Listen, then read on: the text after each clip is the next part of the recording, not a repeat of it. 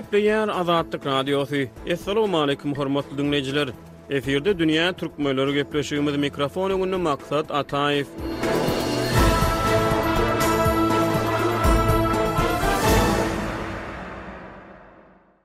Megerim geçen şäheriyek asrın dowamyny ilkinji gezek ýylat arasyna sosial mediada köpçüliklerini görnüşde ýurtdaky we dünýädäki diňe bir ykdysady, medeni, tebigy problemalar däl, eýsem syýasy meseleler hem tas açyk, ýarym açaçany görnüşde ara alınıp maslahatlaşylyp gurrundaşykda diskussiýalar arkaly dile getirilip başlany diýip Türkmenistanly synçaýdýar. Erkin sözü, erkin pikiri, alat metbuaty basgyramakda ýyllar boýu tanqid edilýän Türkmenistanyna özleriniň özgü pikirlerini erkin beýan etmäge çalışýan adamlaryň agyzlary ýumdurulýan, semedilýän ýurduny açyk pikir alışmalaryň alamatlaryny görkezýän meýilleriň ýüze çykmagy ýerli synçylarda ýene bir gedek ýurtda dowam edýän syýasy döňokçulugyň eremek ähtimallygy bilen bagly käbir pikirler döredýär. Ýöne açaçan pikiriň ugrukdurujysy, hereketlendirjisi ýerli synçynyň ananjyna görä repressiýa ýadawlygyndan, zulüm ýadawlygyndan ujalýar. İnternetde erkin pikire garşy edilýän basışlar iş ýüzünde diňe internet aktivligini we erkin pikir alysmalaryny üsmegine getirýär. Diýip ýerli synçaýdýar. Dünýä türkmenläriniň nowatdaky Türkmenistanyny onlar çöýli bäri dowam edýän üdüňelik syýasatynyň getiren oňoýsuz netijelerini, şeýle-de soňky wagtlarda ýylat arasyna örňeýän erkin pikir alışma meýilleriniň öz boluşly aýratynlyklaryny üns merkezine çekýär.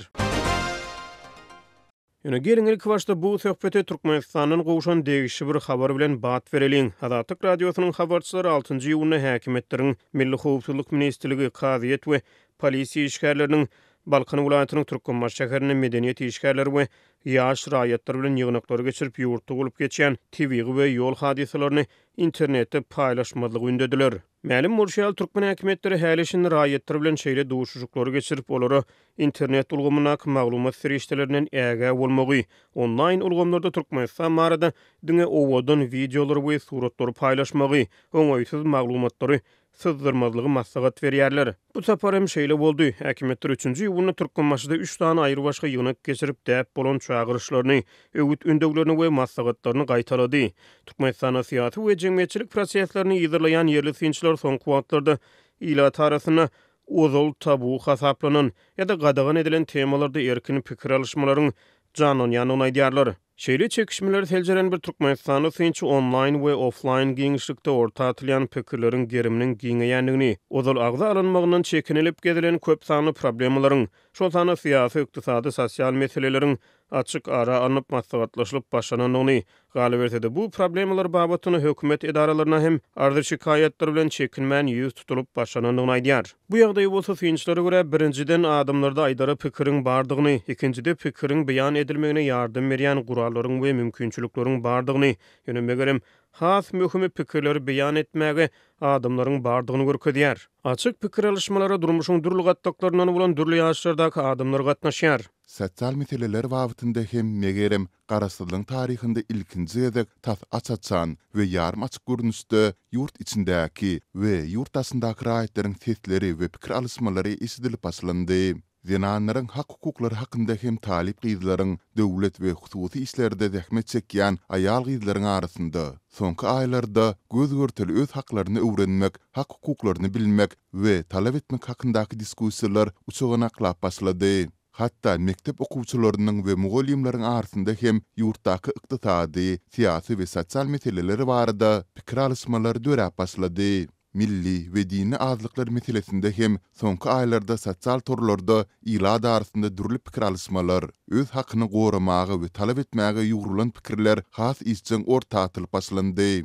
Diýip ýerli synçaýdýar. Şeýlelikde durmuşyň dürli gatdaklarynyň jemgyýetiň agdalary, zenanlary, ýaşlary, büdjet işgärleri, şol sany mugallimler, talipler, hatda mektep okuwçylary, dini we milli azlyklaryň wekilleri işçiň pikir alışmalary gatnaşýarlar. Elbetde ýurdun çägine petiwasyna galýan sosial torlar pikir alışmalary aňsatlaşdyrýar. Üstesine bu çäreler kimdir biriniň görkezmesi, maslahaty, haýsydyr bir guramanyň gatyşygy ýa-da höweslendirmeler bilen näde öz-özünden öz akymlaryny bolup geçýär we tebigy häsiýetde ýüze çykýar. Döwlet idaralaryna anonim çeşmeler soňky wagtlarda raýatlaryň öz haklaryny talap etmek meýilleriniň hem ýygymlaşýanyny aýdýarlar. Meselem demir Temir ýol edarasynyň merkezi dolandyryş edarasyna bir anonim emeldaryň sözlerine görä, soňky aýlarda raýatlar uwatlaryň ýetmezligi, täze gatnaklaryň açylmagy ýaly meseleler boýunça köpçüliklerini görnüşde ýüz tutup başlapdyrlar. Migrasiýa we prokuratura idaralarynyň çeşmeleri hem soňky wagtlarda vilayetlerden Aşgabatda gelip merkezi aparatlary kollektiwlerini görnüşde arz edip öz haklaryny talap edýän raýatlaryň sanynyň köpelenigini aýdýarlar. Bulardan başga-da ýurdun durly sebitlerinde garyplykdan we ykdysady problemalardan izir çekýän owa we etrap ýaşaýjylarynyň häkimliklere köpçüliklerini tutmagy bilen bagly wakalar hem soňky ýylda hasda ýygyzamlaşdy. Diýip ýerli synçaýdýar. Sosial turlardaky açyk çekişmelerde birnäçe daşary ýurt döwletleri bilen wiza düzgünleriniň ýatyrylmagy, daşary ýurtlarda ýaşaýan raýatlary biometrik pasportlaryň berilmeginiň aňsatlaşdyrylmagy, halkara ýolagçy otlarynyň uçar we awtobus gatnawlarynyň açylmagy bilen bagly pikirler we teklipler ortaga atylýar. Seýle pikirler mahkamanyň ýyl arasynda ýapyklyk gowy, goňşy döwletler bize görüplik edýärler diýen ýaly ähengde ýaýradýan propaganda taglimatlaryndan has ýürünni bolup başlady.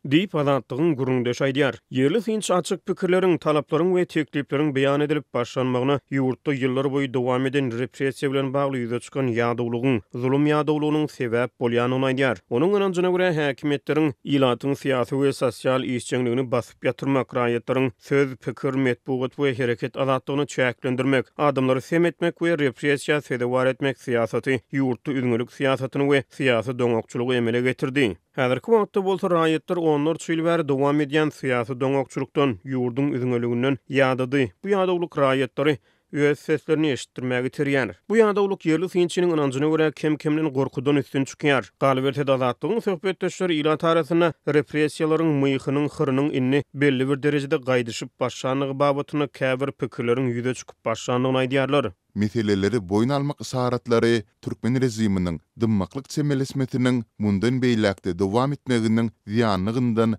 we jemgyýet üçin gereksizliginden habar berýär. Doğrudan da adamlar azda kende bolsa-da dımmaklykdan gurulameň üstünligini, ýapyklykdan açyklygyň majypdygyny, repressiýalardan gorkmaklykdan, sul repressiýalardan ýadawlygyň üstün çykyp başlandygyny dile getirip başladylar.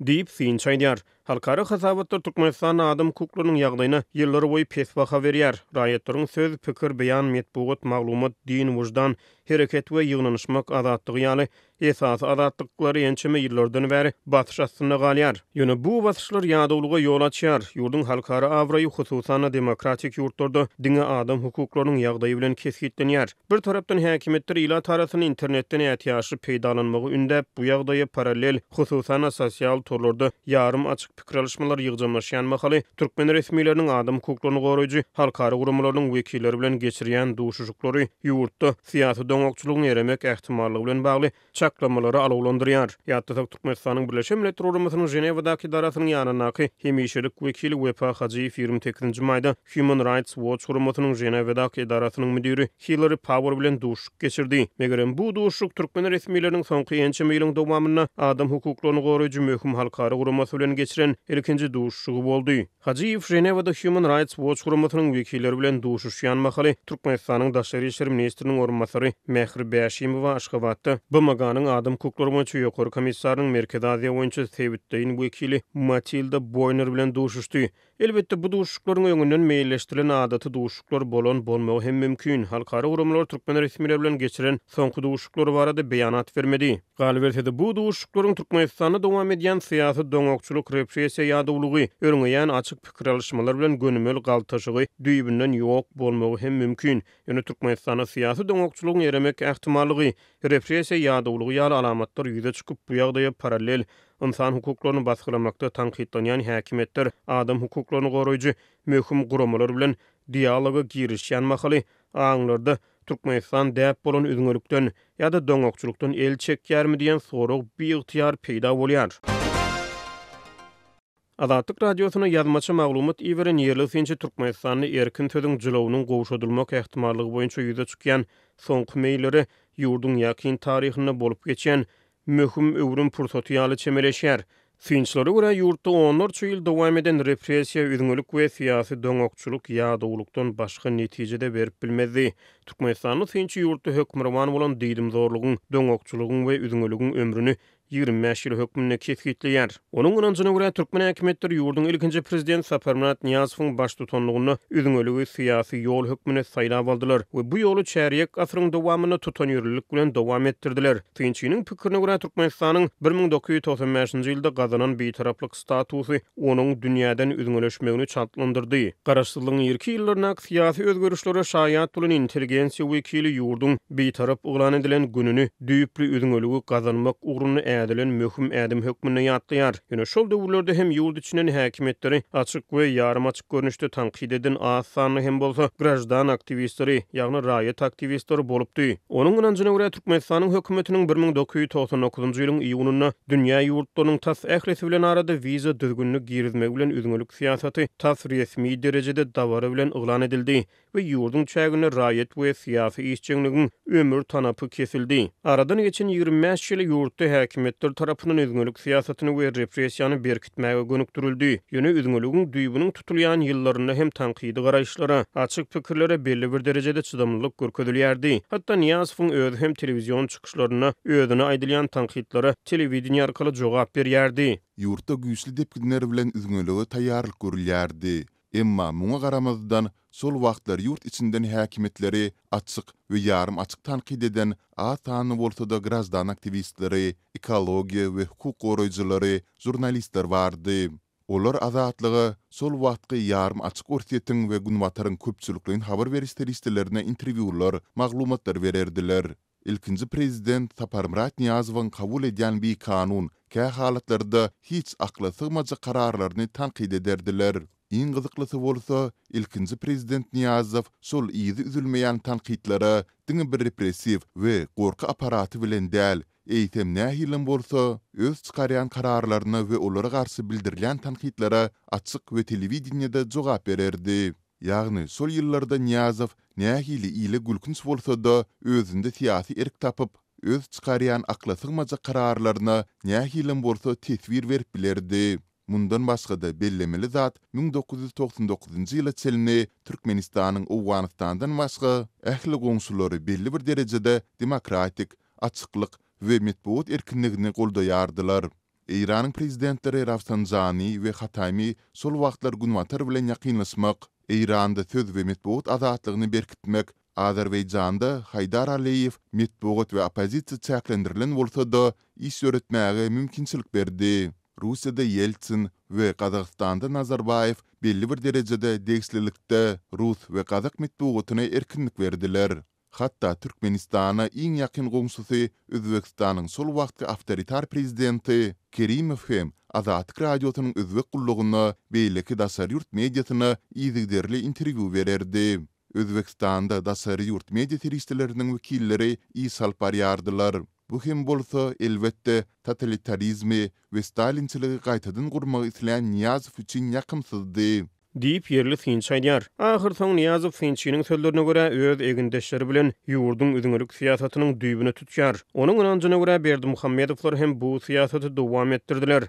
Ýöne soňky ýolbaşçylaryň ilkinji prezidentiň tapawudy olar asla meseleleri agdamaýarlar. Emma häzirki wagtda diňe bir ataly ogul Berdimuhammedowlar däl, eýsem tutuş türkmen dolandyrjy düzümi hiç bir real syýasy, ykdysady, sosial, medeni mesele boýunça metbuatda, mediada resmi jogap ýa düşündüris berip bilen oklar. Bu hem bolsa elbetde häzirki türkmen rejiminiň doly derejede hiç ýyl açyklygy, reallygy, döwlet propagandasynyň tekrarlayan açyk kapylar, oňun bitaraplyk, durnukly ösüş, paraxçylyk we dialog syýasatlaryny amala asyrmaga syýasy erkiniň ýokdugyny görkezýär. Diýip ýerli Finç aýtdy.